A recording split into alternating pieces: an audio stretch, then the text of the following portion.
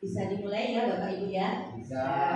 Assalamualaikum warahmatullahi wabarakatuh. Waalaikumsalam warahmatullahi wabarakatuh. Alhamdulillah wa syukurillah wa la haula wa la quwata illa billah. Asyhadu an la ilaha illallah wa asyhadu anna Muhammadan abduhu wa rasuluh. Allahumma sholli ala Muhammad wa ala ali sayyidina Muhammad amma ba'du.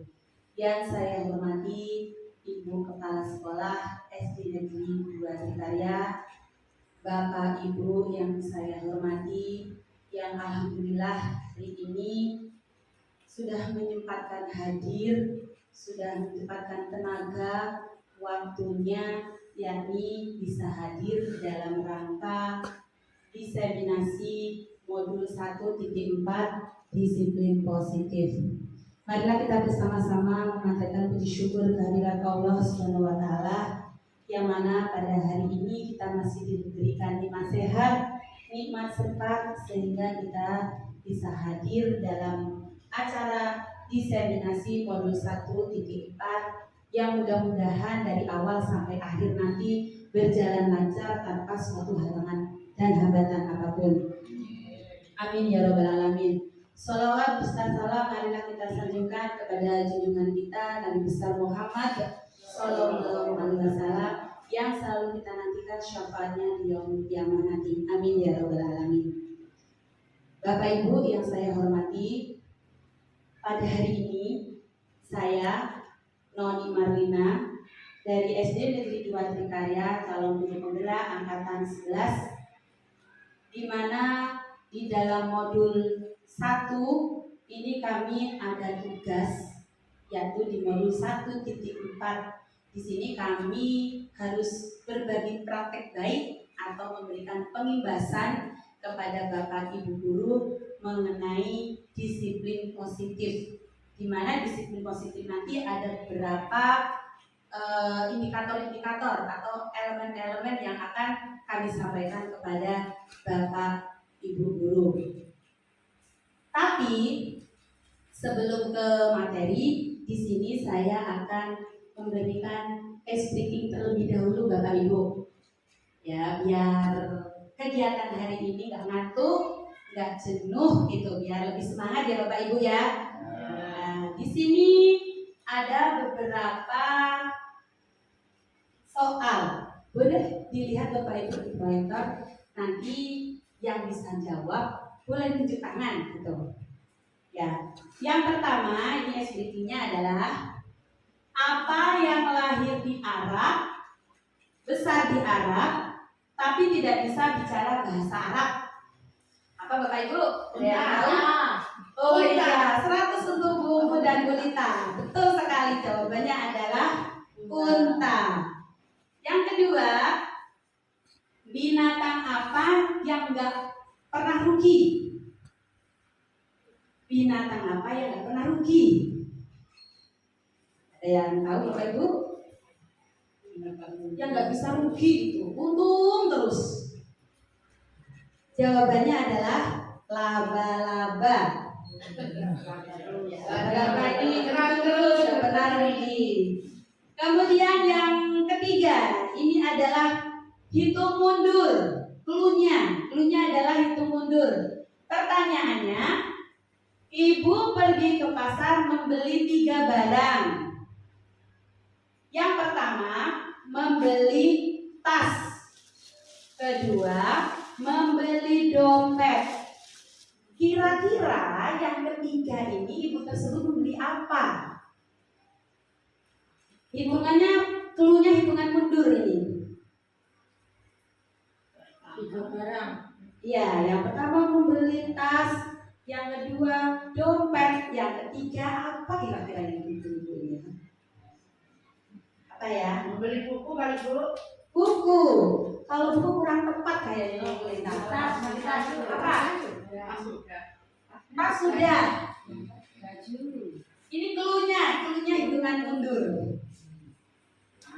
Yang benar adalah sapu. Kenapa sapu? Kita perhatikan cluenya mundur. Kalau tas itu kan dari mulai angka 3, D 2, 1 berarti ya, udah ringkas satu. Sabun boleh deh. Sabun boleh. Terakhir, clue-nya itu adalah bumi itu bulat.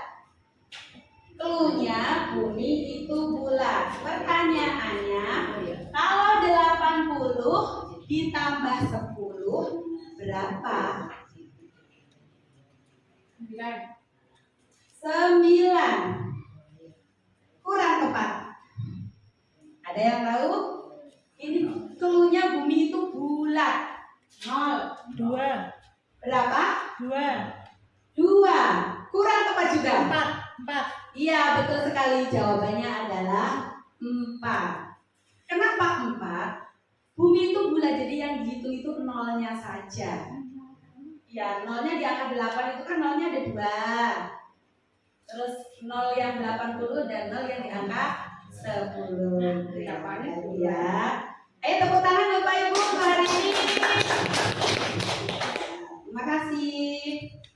Kita langsung kepada materi kita hari ini. Yang pertama ini adalah gambar siapa Bapak Ibu ini? Betul sekali, ini adalah gambar Bapak pendidikan kita, yaitu Ki Hajar Dewantara. Yang mana menurut Ki Hajar Dewantara tujuan pendidikan itu adalah menuntun segala kodrat yang ada pada anak-anak agar mereka dapat mencapai keselamatan dan kebahagiaan yang setinggi-tingginya, baik sebagai manusia maupun sebagai anggota masyarakat. Oleh sebab itu, pendidikan itu hanya dapat menuntun tumbuh atau hidupnya kekuatan kodrat yang ada pada anak-anak agar dapat memperbaiki lakunya, bukan dasarnya, hidup dan tumbuhnya kekuatan kodrat anak. Jadi pada intinya, menurut KHD Ki Hajar Dewantara itu, kita sebagai pendidik itu Bapak Ibu, bagaimana bisa menciptakan pembelajaran yang berpihak pada murid. Ya Bapak Ibu ya. Bagaimana kita bisa menciptakan pembelajaran yang berpihak pada murid? Yaitu tadi, kita memberikan kesempatan yang seluas-luasnya kepada anak, bagaimana bisa menyerap, bisa menerima pembelajaran dengan inovasi-inovasi yang bisa kita gunakan. Bagaimana kita bisa menciptakan pembelajaran yang inovatif, kreatif, kemudian juga bisa berkolaboratif, kita memberikan keterbukaan kepada siswa-siswi kita. Sebenarnya kalau dulu itu kita berpikir ketika kita belajar di kelas, murid anteng gitu aja, itu loh yang benar. Itu adalah pembelajaran teacher center, ya, pembelajaran yang berpihak pada murid. Sebenarnya itu bukan seperti itu yang diinginkan, tetapi yang student center, yaitu yang berpihak pada murid. Murid di dalam kelas itu ribut nggak apa-apa, tapi ributnya itu ribut ketika anak tersebut mengerjakan tugas-tugasnya ya, bukan ribut berantem atau ribut bertengkar gitu, tidak. Itu penerapan pembelajaran yang dianjurkan menurut Ki Hajar Dewantara. Kemudian budaya positif. Nah, ketika kita berada di lingkungan instansi sekolah, itu pasti ada yang namanya budaya positif. Budaya positif di sekolah itu adalah nilai dan kebiasaan di sekolah yang berpihak pada murid agar mereka dapat berkembang menjadi pribadi yang kritis, penuh hormat, dan bertanggung jawab sesuai dengan profil pelajar Pancasila. Kemudian di dalam budaya positif itu, seperti yang sudah saya jelaskan tadi, ada beberapa poin penting, dan ini sebenarnya harus diterapkan di dalam sekolah. Ada 7 elemen yang ada di dalam konsep utama budaya positif. Yang pertama adalah perubahan paradigma belajar. Yang kedua, disiplin positif. Yang ketiga, apa Betty? Yang ketiga kebutuhan dasar manusia. Iya, yang ketiga kebutuhan dasar manusia. Yang keempat apa Bu Lita? Motivasi perilaku manusia. Betul sekali. Yang kelima Bu Dwi? Restitusi posisi kontrol. Iya, restitusi posisi kontrol guru. Yang keenam apa Bu Tipa? Keyakinan kelas. Dan yang terakhir adalah apa Pak Armin? Iya, segitiga restitusi. Ini yang tercakup di dalam budaya positif itu. Kita bahas satu persatu ini Bapak Ibu. Yang pertama adalah perubahan paradigma belajar. Bagaimana kita bisa menciptakan pembelajaran yang berpihak pada murid tadi. Dalam membangun budaya positif, sekolah dapat menyediakan lingkungan yang positif, aman, dan nyaman agar siswa mampu berpikir, bertindak, dan mencipta dengan merdeka, mandiri, dan bertanggung jawab. Tapi kalau kita lihat di lingkungan sekolah ini sudah membangun budaya positif ya Bapak Ibu ya. Sekolah kita sudah lingkungannya juga sudah aman, nyaman, berpihak pada murid. Saya yakin Bapak Ibu semuanya sudah menerapkan pembelajaran yang berpihak pada murid. Yang kedua yaitu disiplin sangat berkaitan dengan kontrol guru terhadap siswa. Nah, ini ada sebuah ilustrasi Bapak Ibu. Ada tangan kanan dan tangan kiri. Bapak Ibu boleh mempraktekkan ini ya. Boleh mempraktekkan. Anda dan teman Anda akan melakukan coba buka. Klubnya ini adalah cobalah buka.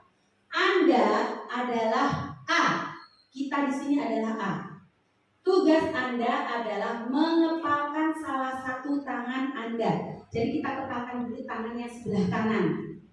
Ya, kita kepalkan dulu tangan yang sebelah kanan. Coba Anda bayangkan, ini sambil membayangkan Bapak Ibu. Coba Anda bayangkan bahwa Anda menyimpan sesuatu yang sangat berharga di dalam kepala tangan ini pokoknya. Di sini pokoknya hidup mati kita itu ada di kepala tangan kita ini. Anda perlu menjaga benda tersebut sekuat tenaga Anda karena begitu pentingnya untuk kehidupan Anda. Sekarang tugas B. Tugas B ini diibaratkan tangan yang sebelah kiri. Ya. Tugas B ini adalah rekan Anda. Sebelah kiri ini diibaratkan ya. Mencoba dengan segala cara untuk membuka kepalan tangan Anda. Atau diibaratkan dengan Bapak Ibu duduk bersebelahan gitu. Contohnya misalkan Bu Dwi sebagai yang bagian A, Bu Tipah itu adalah bagian B. Nah, tugasnya Bu Tipah ini adalah bagaimana cara Bu Tipah bisa membuka kepalan tangannya Bu Dwi tadi. Boleh dengan membujuk, menghardik pun juga boleh, mengintimidasi boleh, memarahi boleh, merayu atau menggoda pun juga boleh, menggelitik. Ya, pokoknya segala macam cara dilakukan oleh teman yang bagian B. Bahkan menawari Anda uang. Ya, menawari Anda uang agar Anda bersedia membuka kepalan tangan Anda. Nah, jadi yang bisa pertanyaannya itu adalah apakah Anda sebagai yang A itu mau membuka tangan Anda sesuai dengan rayuan, mengintimidasi, menggoda yang dilakukan oleh B. Kuncinya itu adalah di tangan kepalan A. Itu terserah Anda mau membuka atau tidak. Itu semuanya ada keputusannya itu adalah di dalam diri Anda. Itu adalah yang dimaksud dengan kebutuhan dasar diri kita. Jadi terserah itu semuanya ada di diri kita masing-masing. Kita mau membuka atau tidak itu adalah urusan Anda sendiri gitu. sesuai dengan kepentingan Anda sendiri. Itu maksud dari perubahan paradigma belajar. Selanjutnya, yang kedua itu adalah disiplin positif. Ini elemen yang kedua dari budaya positif. Ada disiplin positif. Apa itu disiplin positif? Disiplin positif itu adalah nilai kebajikan atau sifat positif manusia yang merupakan tujuan mulia yang ingin dicapai setiap individu, yaitu nilai-nilai dalam profil pelajar Pancasila. Disiplin itu adalah kemampuan memerintah diri sendiri dalam mengontrol dan menguasai diri untuk memilih tindakan yang mengacu pada nilai-nilai yang kita hadai dengan penuh tanggung jawab tanpa perintah orang lain. Itu yang dimaksud dengan disiplin. Bagaimana kita bisa menciptakan disiplin melatih tanggung jawab. Yang ketiga itu adalah kebutuhan dasar manusia. Jadi kebutuhan dasar manusia itu adalah ada 5. Survival itu adalah kebutuhan bertahan hidup. Yang kedua, cinta kasih dan diterima. Yang ketiga, penguasaan. Yang keempat, kesenangan. Dan yang kelima itu adalah kebebasan. Jadi ada 5 kebutuhan dasar manusia. Nah, ini ada sebuah contoh kasus Bapak Ibu. Boleh dibacakan ya. Saya minta tolong sama Bu Dwi bacakan yang kelas Bu Dwi ya, kasusnya ini Bu Dwi ya. Ibu Ria, guru kelas 6 di SD Permai, sedang bingung menghadapi ulah salah satu murid di kelas bernama Agus. Beberapa anak telah datang dan mengeluhkan Agus yang seringkali meminta bekal makan siang mereka dengan paksa. Jika Anda menghadapi situasi seperti Bulia, apa yang akan Anda lakukan? Menurut Anda, kira-kira apa alasan Agus melakukan hal itu? Ya, terima kasih untuk Bu Dwi. Jadi ini diibaratkan kita berada di kelas dan menemukan salah satu siswa Bapak Ibu. Ya, siswanya ini bernama Agus. Jadi ada laporan ini, ada beberapa teman yang melaporkan bahwasanya Agus ini sering meminta bekal makan siang kepada mereka. Malaki, coro-coronya Bapak Ibu ya. Malaki, tapi malakinya dalam bentuk minta makanan. Nah, seandainya kita sebagai wali kelas atau sebagai guru bidang studi dilapori kepada anak-anak tersebut, itu kira-kira apa yang akan kita lakukan kira-kira ya Bapak Ibu ya? Marahi, apa menghukum, atau dibiarkan saja lah kira-kira ya Bapak Ibu ya? Apa Bu Lita kira-kira? Seandainya Bu di dalam kelas, Bu Lita itu dilapori temannya, namanya aku sering malaki bekal makanan temannya. Itu kira-kira bagaimana Bapak Ibu? Ya, dua-duanya dipanggil terus dinasehati. Ditanya yang sebenarnya terus dinasehati. Iya, bagus sekali. Jadi kita mengadakan pertemuan antara anak tersebut, dicari kenapa lo kok bisa melakukan seperti itu, penyebabnya apa gitu. Nah, di sini Bapak Ibu,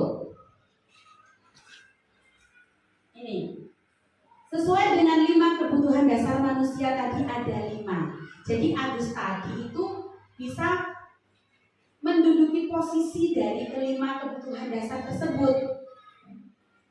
Contohnya yang nomor 1, seandainya Agus itu kebutuhan bertahan hidup. Seandainya Agus tersebut ya marahi temannya karena lapar, ya alasan pertama itu karena lapar, karena orang tuanya tidak membawakan bekal untuk makan siang, berarti yang dilakukan Agus tadi itu adalah sebagai kebutuhan bertahan hidup. Tuh. Nah, yang kedua, teman Agus menjadi yang kedua yaitu cinta kasih atau diterima.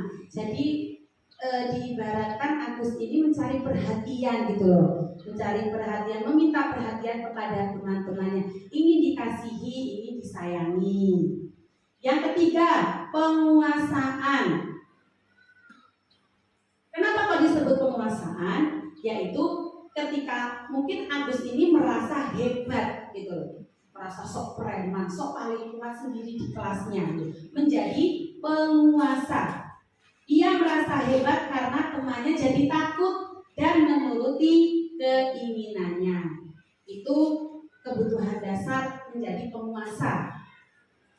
Yang keempat itu kebebasan. Maksudnya bagaimana? Ya mungkin Agus ini bosen gitu loh. Apa ya biar menarik perhatian dia, saya itu nggak jenuh gitu. Agus merasa bosan dengan bekal yang dibawakan orang tuanya karena selalu bekal itu terus bosan. Mungkin dibawain mie goreng terus sama ibunya, ingin nyicipi yang lain. Itu kebebasan namanya. Terakhir itu adalah kesenangan. Agus hanya iseng dan dia menikmati ekspresi wajah temannya yang kesal. Nah itu Bapak Ibu. Jadi dapat disimpulkan ketika suatu saat ada kasus seperti ini di kelas kita cari kira-kira kebutuhan dasar kebutuhan dasar yang terjadi di dalam anak tersebut itu bagaimana. Jangan langsung dimarahi gitu, jangan ya Bapak Ibu ya. Kita dudukkan bareng-bareng. Kebutuhan dasar yang mana ya, cari solusi bareng-bareng.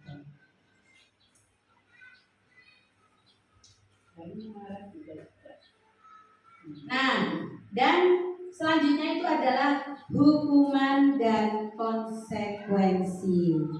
Hukuman sama konsekuensi ini beda. Kalau hukuman itu cenderung kepada tiba-tiba dan tidak terencana. Itu hukuman. Kalau konsekuensi itu terencana. Biasanya konsekuensi ini dilakukan oleh guru sendiri, guru tersebut tanpa ada kolaborasi dengan siswa. Ini juga ada sebuah cerita Bapak Ibu. Ceritanya ini tentang Iva. Nah, apakah kita nanti termasuk guru yang suka memberikan hukuman atau bagaimana gitu ya? Iva kurang menguasai pelajaran matematika sehingga pada saat pelajaran tersebut berlangsung dia lebih banyak berdiam diri atau menggambar di buku pelajaran. Pada saat guru matematikanya Pak Seno menanyakan pertanyaan, Iva menjadi gugup dan tak sengaja menjatuhkan tasnya dari kursi serta tiba-tiba menjadi gagap pada saat berupaya menjawab. Seluruh kelas pun tertawa melihat perilaku Iva yang bicara tergagap dan terkejut tersebut. Pak Seno pada saat itu membiarkan teman-teman Iva mentertawakan Iva yang tergagap dan malu luar biasa, dan malahan meminta Iva untuk maju ke depan dan berdiri di depan kelas sambil menunjuk hidungnya karena tidak bisa menjawab pertanyaan Pak Seno. Kelas makin gaduh dan anak-anak pun tertawa melihat Iva di depan kelas memegang ujung hidungnya. Nah, di sini ada dua pertanyaan pemantik Bapak Ibu. Pertanyaan pertama, apakah Anda setuju dengan tindakan Pak Seno terhadap Iva tersebut? Setuju nggak Bapak Ibu? Ya. Tidak ya Bapak Ibu ya. Kenapa? Memalukan siswa. Nah, betul sekali. Tidak setuju alasannya adalah karena memalukan siswa di depan kelas. Apalagi di situ ada banyak sekali siswanya. Yang kedua, menurut Anda tindakan Pak Seno terhadap Iva adalah sebuah hukuman atau konsekuensi. Hukuman. Betul sekali Bu Dwi, itu adalah sebuah hukuman. Kenapa? Karena tadi hukuman itu secara tiba-tiba dan tidak terencana. Kalau konsekuensi itu yang melakukan adalah guru itu sendiri. Nah, kita lihat di sini Bapak Ibu. Hukuman konsekuensi. Seperti apa loh yang dimaksud dengan hukuman itu? Jadi hukuman itu adalah sesuatu yang menyakitkan. Kalau konsekuensi, sesuatu harus terjadi.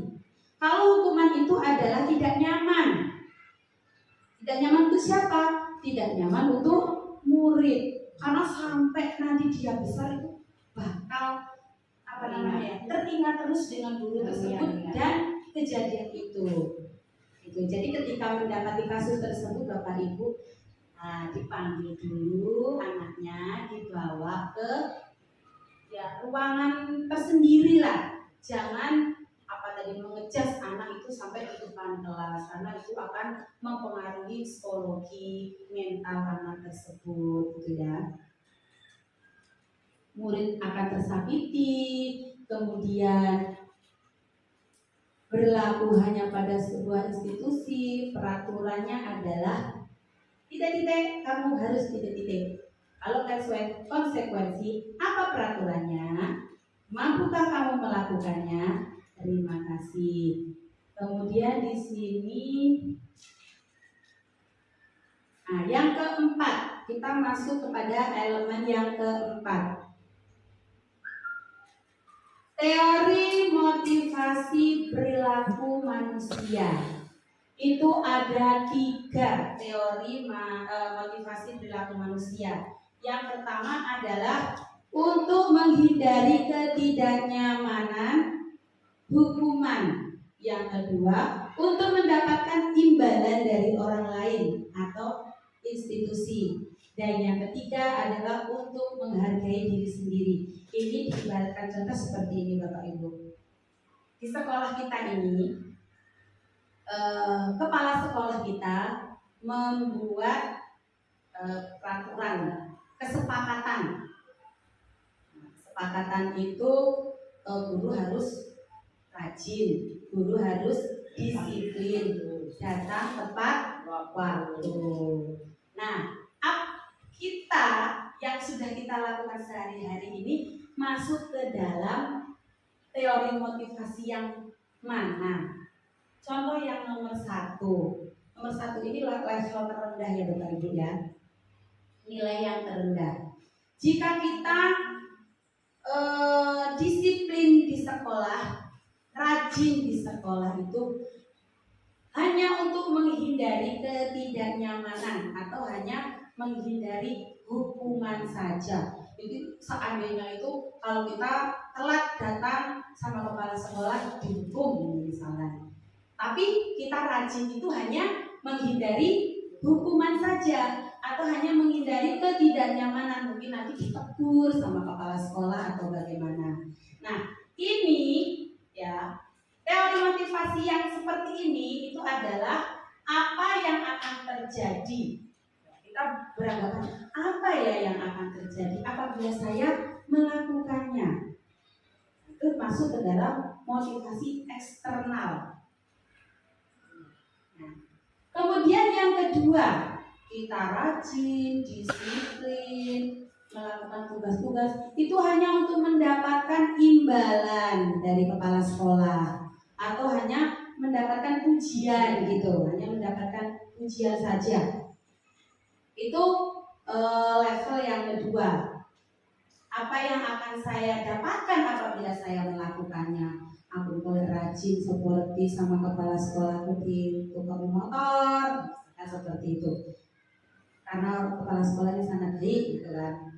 Kemudian yang ketiga itu adalah untuk menghargai diri sendiri. Ini adalah yang level yang tertinggi. Jadi ketika kita rajin, disiplin, melaksanakan semua yang tugas kita, tupoksi kita sebagai seorang guru itu hanya untuk menghargai diri sendiri.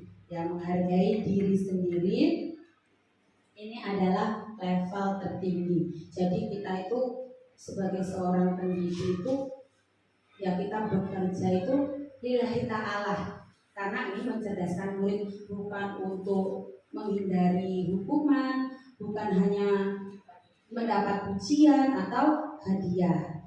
Nah, yang ketiga ini adalah motivasi internal dari dalam diri kita tanpa adanya embel-embel apapun. Nah, ini Bapak Ibu ada soal. Bapak Ibu nanti hanya menjawab ini apakah termasuk hukuman atau konsekuensi. Ya, mari berlatih hukuman atau konsekuensi. Cluenya tadi, kalau hukuman itu secara tiba-tiba, tidak terencana. Kalau konsekuensi itu terencana. Pertanyaan pertama, lari mengelilingi lapangan basket 2 kali karena terlambat hadir di sekolah. Hukuman apa? Konsekuensi? Hukuman, betul. Membersihkan coretan yang dibuatnya di meja tulis. Hukuman atau konsekuensi? Bapak Ibu yang jawab hukuman boleh tunjuk tangan. Hukuman. Satu yang jawab konsekuensi. Hukuman. Jawabannya apa? Hukuman. Membersihkan coretan. Jadi anak-anak tersebut nyoret-nyoret di kertas. Konsekuensinya ya harus dibersihkan sendiri. Itu bukan hukuman namanya, itu konsekuensi. Murid diminta untuk push up 15 kali karena tidak menggunakan masker di sekolah. Hukuman. Iya, betul. Jawabannya adalah hukuman. Menyakitkan kaki kalau hukuman itu. Menggantikan kertas tugas teman yang telah dicoret-coret. Iya, betul sekali Bapak Ibu. Konsekuensi. Selanjutnya, berjemur di lapangan basket pukul 12.00 siang karena ngobrol dengan temannya. Iya, betul. Karena hukuman itu termasuk. Murid diminta bertelanjang kaki sepanjang hari karena tidak menggunakan sepatu warna hitam sesuai peraturan sekolah. Konsekuensi atau hukuman? Itu yang benar adalah hukuman. Ya, hukuman. Terakhir, berdiri di depan kelas sambil mengangkat kaki satu karena tidak bisa menjawab pertanyaan. Iya, betul. Itu jawabannya adalah hukuman. Tepuk tangan untuk Bapak Ibu. Nah, selanjutnya adalah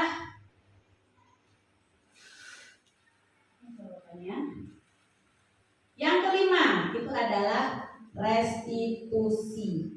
Posisi kontrol seorang guru itu ada 5. Apakah sebagai penghukum, atau pembuat merasa bersalah, atau sebagai teman, atau sebagai pemantau, atau sebagai manajer. Kira-kira posisi kontrol Bapak Ibu selama ini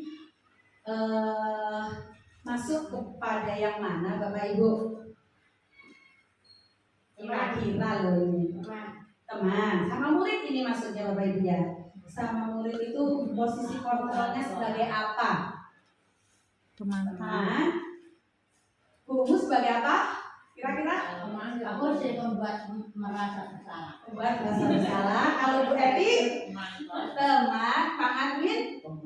Penghukum. Bukan apa Bapak Ibu ya. BASN deh. Kalau Pak Adwin apa Bu? Sebagai apa? Oh, teman Hidayah. Bu Epa?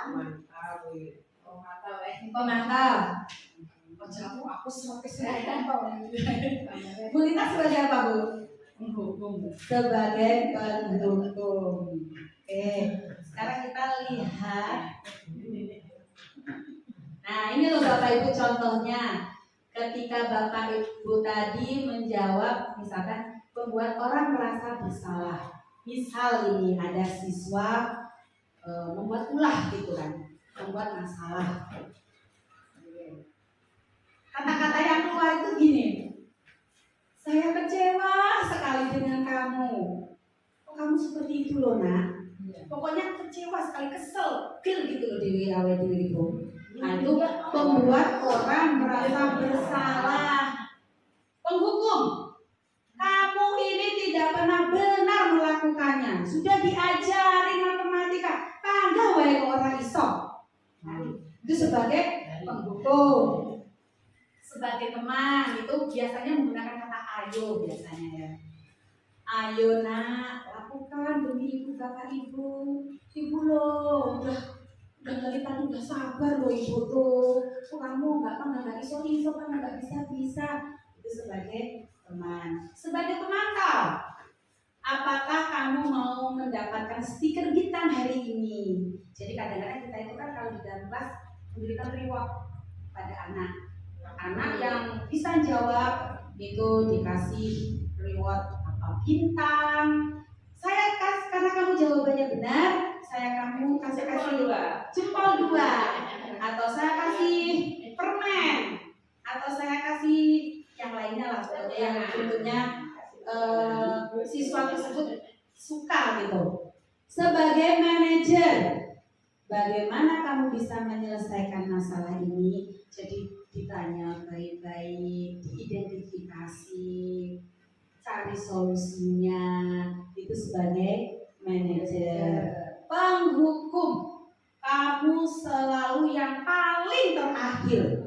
Pasti si Tono ini kalau dikasih tugas selalu yang terakhir, gak pernah yang nomor pertama. Sebagai penghukum, sebagai hukumannya kamu suruh kakak kasih soal lagi. Nah seperti itu guru sebagai penghukum. Tapi Bapak Ibu dari kelima posisi kontrol ini sebenarnya tugas kita sebagai seorang guru itu harus sebagai manajer. Itu yang sebenarnya tugas kita sebagai guru gitu loh, sebagai manajer. Kalau sebagai ini hanya ketika saya belajar modul di 1.4 ini ya Bapak Ibu ya, bukan ini dari saya loh. Ketika yang saya pelajari itu sebagai penghukum, kemudian sebagai pembuat orang merasa bersalah, itu tuh sebenarnya ketika kita menjadi pendidik tempo dulu gitu. Nah sekarang ketika kita sudah di kurikulum merdeka ini sebaiknya kita bertindak sebagai manajer itu dengan siswa kita.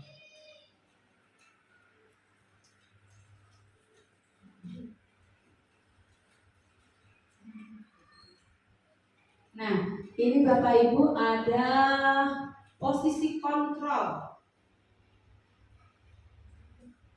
yang biasa dilakukan seandainya guru itu sebagai penghukum itu menghardik, biasanya menunjuk-nunjuk gitu loh, menunjuk di depan kelas, menyakiti, menyindir. Tuh, kemudian guru juga berkata, kalau kamu tidak melakukan, awas ya, rasakan ya. Memberontak, menyalahkan orang lain.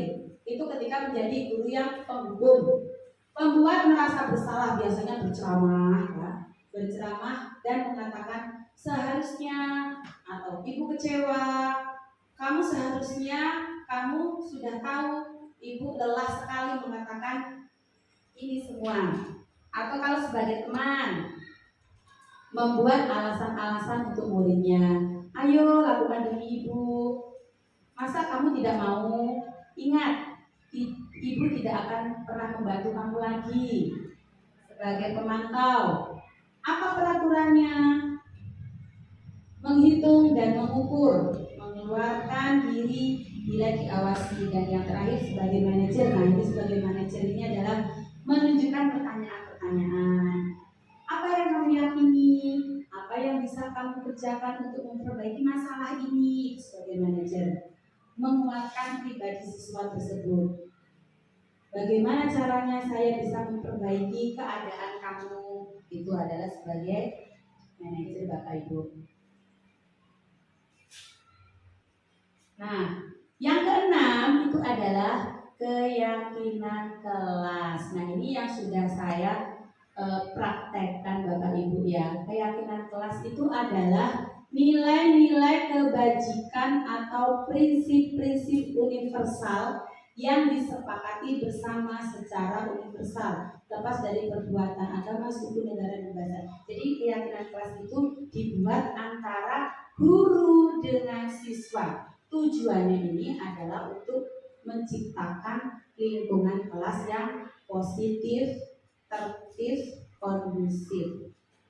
Saya yakin saya sudah mendengar kok kayak Pulita udah membuat keyakinan kelas. Kemudian juga pas kemarin saya di kelas 5 tanya sama kelas 5, wali kelasnya sudah membuat keyakinan kelas belum? Sudah. Ada sudah Bu, tanya sudah kok kemarin. Alhamdulillah Bapak Ibu sudah menerapkan yang namanya keyakinan kelas. Jadi keyakinan kelas ini kan tujuannya agar siswa tersebut disiplin, tanggung jawab terhadap dirinya sendiri sesuai dengan kesepakatan yang sudah disepakati dari antara guru dengan siswa tadi loh. Jadi untuk menghargai diri siswa itu sendiri, bagaimana bisa bertanggung jawab terhadap kesepakatan yang sudah dibuat. Kemudian di sini sudah pembentukan keyakinan kelas. Nah, untuk pembentukan keyakinan kelas ini Bapak Ibu tidak boleh menggunakan kalimat negatif ya Bapak Ibu. Contohnya kalimat negatif itu dilarang membuang sampah sembarangan. Dilarang itu memakai kalimat negatif, itu tidak boleh. Atau jangan nakal, itu tidak boleh. Jadi kita menggunakan kata-kata kebajikan. Misalkan kalau dilarang membuang sampah pada tempatnya. Nah, keyakinan kelas yang boleh dibuat itu bagaimana? Buanglah sampah pada tempatnya. Atau menjaga kebersihan, itu adalah sebagian dari iman gitu. Atau misalkan tidak boleh mencontek pada saat ulangan. Itu tidak boleh menggunakan kata-kata seperti itu. Bagaimana kata yang benar? Yaitu misalkan contohnya jujur. Nah, itu kata-kata kebajikan yang boleh kita lakukan. Jujur gitu dan lain sebagainya Bapak Ibu, banyak sekali. Ini adalah dokumentasi keyakinan kelas yang saya buat kemarin di kelas 5 ini Bapak Ibu ya.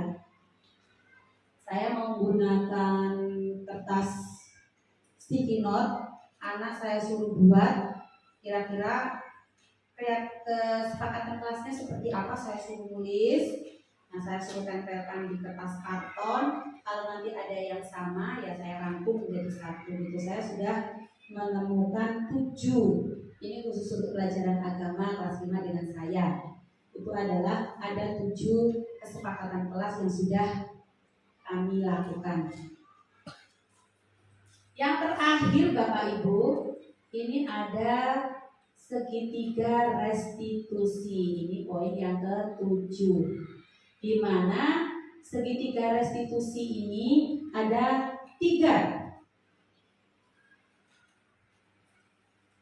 Yang pertama itu adalah menstabilkan identitas. Tahap-tahapannya itu ada 3. Menstabilkan identitas ini contohnya, ini namanya kemarin yang sudah saya buat pas kita mau kemah itu Bapak Ibu, saya harus buat video dulu karena ini merupakan salah satu tugas pembuatan segitiga restitusi yang kami buat itu. Jadi seandainya kita itu tidak mungkin ketika dalam pembelajaran dari dulu sampai sekarang itu pasti ada problematika dalam pembelajaran.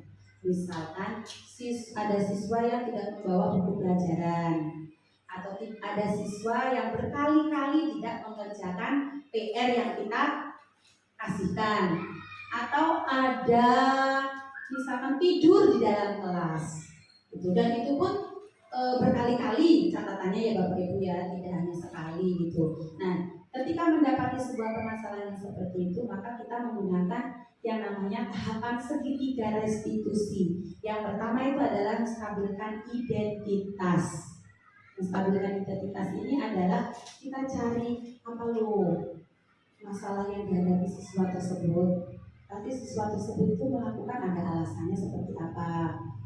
Nah, kata-kata yang boleh kita lakukan ketika menstabilkan identitas itu adalah, nah, berbuat salah itu tidak apa-apa, karena tidak ada manusia yang sempurna. Dulu itu juga pernah melakukan seperti itu ketika jadi siswa. Kita bisa menyelesaikan permasalahan ini. Kamu berhak merasa begitu. Itu adalah menstabilkan identitas. Tahap yang kedua yaitu validasi tindakan yang salah. Kamu pasti punya alasan nak melakukan seperti itu. Pasti anak punya alasan. Sebagai contoh, ketika kemarin saya mengambil sampel itu, anak yang sering terlambat masuk sekolah itu alasannya karena tidurnya kemalaman karena nonton TV terlalu malam. Itu akhirnya ketika pagi itu berangkatnya terlalu terlambat. Yang terakhir itu adalah menanyakan keyakinan. Ini di tahap terakhir ketika kita tadi membuat sebuah keyakinan. Contohnya tadi misalkan anak itu terlambat. Nah, salah satu keyakinan kelas yang sudah kita bahas itu adalah yaitu tadi harus datang tepat waktu. Contoh segitiga restitusi yang sudah saya terapkan, ini ada 2 kasus. Saya hanya memberikan 1 kasus saja. Kasus yang pertama ini adalah Sandi setiap jam pelajaran selalu tidur di kelas. Nah, ini adalah segitiga restitusi yang sudah saya terapkan dari mulai menstabilkan identitas, validasi sampai kepada keyakinan kelas yang sudah disepakati.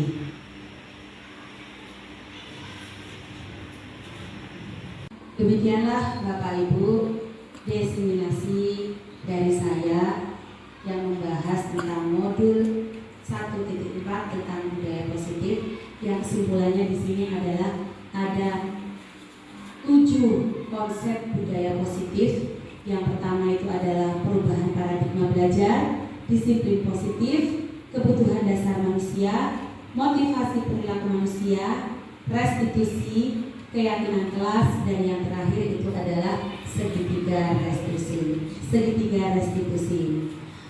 Saya mengucapkan terima kasih yang sebesar-besarnya kepada Bapak dan Ibu guru yang sudah bersama-sama berkolaborasi menyelesaikan tugas dari kami ini. Saya tidak bisa mengucapkan kata-kata yang lain selain ucapan terima kasih yang sebesar-besarnya kepada Bapak Ibu semuanya. Mari kita bersama-sama mengakhiri kegiatan hari ini dengan membaca hamdalah. Alhamdulillahirrahmanirrahim. Saya akhiri ihdinas siratal mustaqim. Wassalamualaikum warahmatullahi wabarakatuh.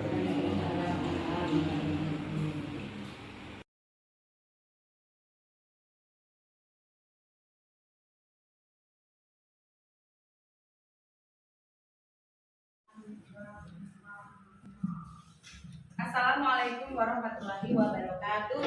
Waalaikumsalam warahmatullahi wabarakatuh. Apa kabar anak-anak semuanya? Baik. Alhamdulillah. Ini siapa yang gak berangkat? Azam. Acem keterangannya apa? Jakarta. Kepentingan apa ini Acem? Nikah. Ada keluarganya yang Nikah. Oke. Semoga Acem selamat baik-baik dalam perjalanan, kemudian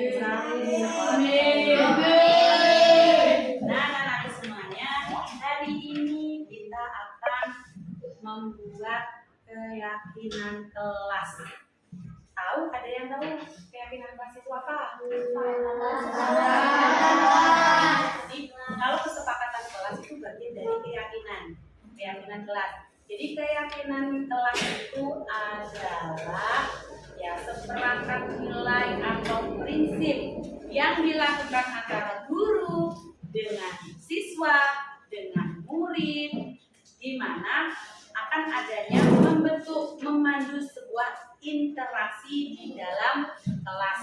Tujuannya dari keyakinan kelas itu adalah menciptakan budaya positif di lingkungan kelas, khususnya pada saat proses pembelajaran berlangsung. Nah, kita nanti akan bersama-sama membuat kesepakatan kelas yang merupakan bagian dari keyakinan kelas. Seperti apa loh kesepakatan kelas yang akan kita buat? Itu ya. Tapi harus menggunakan kalimat yang positif. Contohnya misalkan tidak boleh membuang sampah di dalam kelas. Tidak boleh ada kata-kata kalimat negatif. Tidak boleh. Jangan, itu tidak boleh. Itu merupakan kalimat negatif. Harus menggunakan kalimat positif. Contohnya bagaimana? Buanglah sampah pada tempatnya. Jagalah kebersihan kelas supaya lebih bersih, aman, dan nyaman. Atau jujur, mengerjakan tugas tepat waktu, dan lain sebagainya. Banyak sekali contoh-contoh dari kesepakatan kelas. Paham? Bisa ya kita membuat bareng-bareng kesepakatan kelas ya. Di sini ibu akan membagikan, ini namanya adalah kertas sticky note. Jadi silakan nanti isi kesepakatan kelas yang akan kalian buat, dan nanti kalau sudah ditempel di kertas karton yang sudah ditempel di papan tulis ini ya.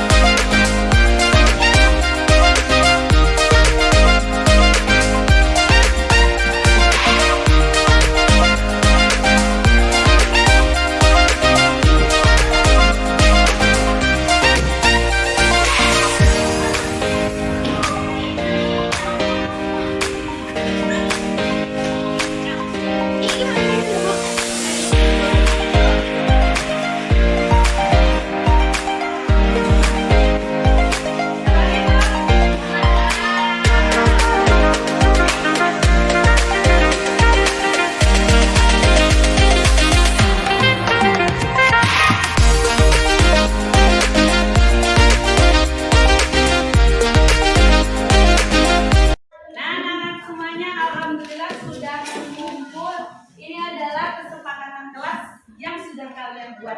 Ayo kita baca bersama-sama, kita bahas bersama-sama. Apakah kalian nanti setuju atau tidak? Kita baca yang ini. Menghargai guru yang sedang mengajar. Setuju nggak ini? Setuju. Kita ambil di sini ya. Ini kesepakatan kelas yang pertama. Kemudian datang tepat waktu, melaksanakan piket kelas. Setuju? Setuju. Oke, bagus.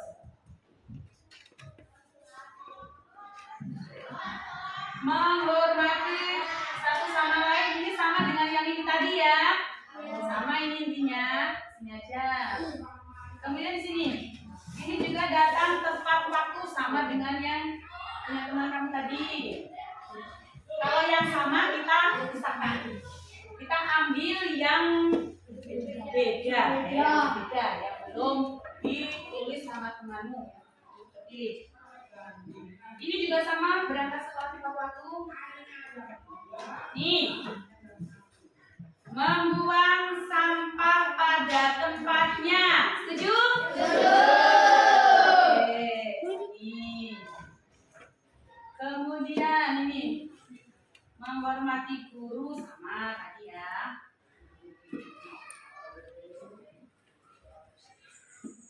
Jujur, menghormati pendapat guru, menjaga lingkungan sekolah. Masuk yang ini tadi ya.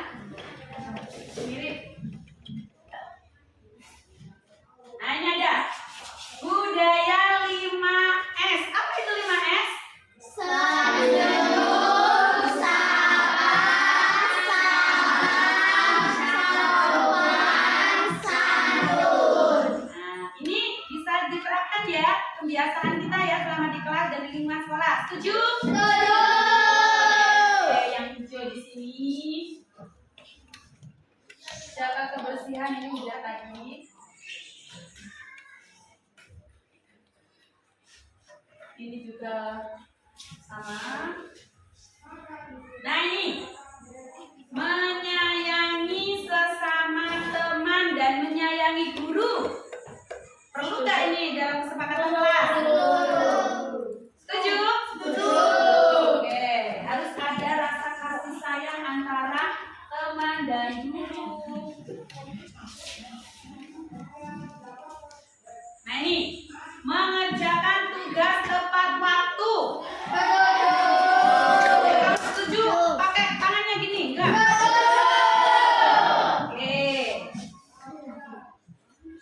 Terus ini. Terus. Ya ini. Sama. Sama. Tiket sama. Datang sama. Nah, ini kayaknya dia belum nih tadi. Bagus ini. Memakai baju yang rapi. Setuju atau enggak? Sekolah kok bajunya seorang cantik. Ya, jadi seorang siswa, seorang guru juga pakaian yang rapi, bersih dan wangi. Satu lagi yang belum. Ini sama semuanya ya. Nah, jadi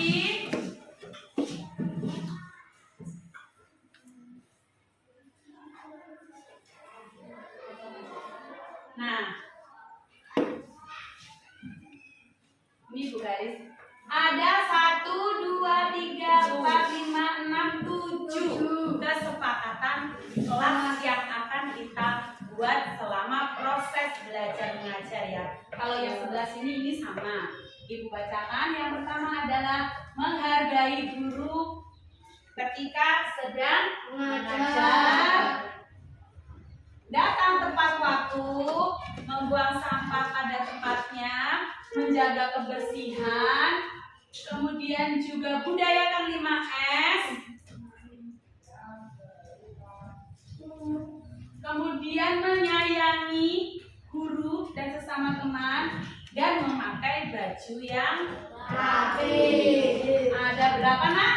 7. Tujuh kesepakatan kelas yang akan kita laksanakan. Ini tujuannya adalah menciptakan budaya positif dalam proses belajar mengajar agar kalian berlaku tanggung jawab, tertib, disiplin. Jadi kalian ini akan dilatih untuk menjadi siswa yang disiplin, tanggung jawab, jujur melalui kesepakatan kelas akan kita buat. Oke? Berikan jempolnya kalau kalian sepakat.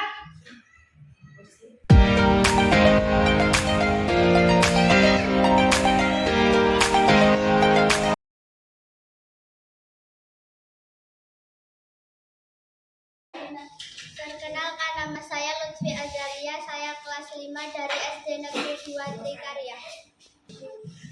Perkenalkan, nama saya Lukna Katrunada Haidar Elsanum, saya kelas 5, saya dari SD Negeri 2 Trikarya. Perkenalkan, nama saya Zuda Hermawan, saya kelas 5 dari SD Negeri 2 Trikarya. Perkenalkan, nama saya Rafa Zakian Dibi dari kelas 5. Saya dari SD Negeri 2 Trikarya. Saya sangat senang sekali.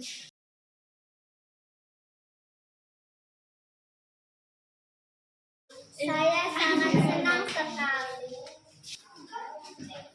Saya sangat senang dan bahagia. Saya sangat bahagia sekali. Saya sangat gembira sekali.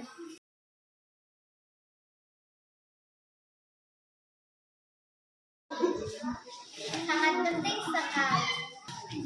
Sangat penting sekali. Sangat penting bagi kelas kami. Sangat penting bagi semua kelas kami.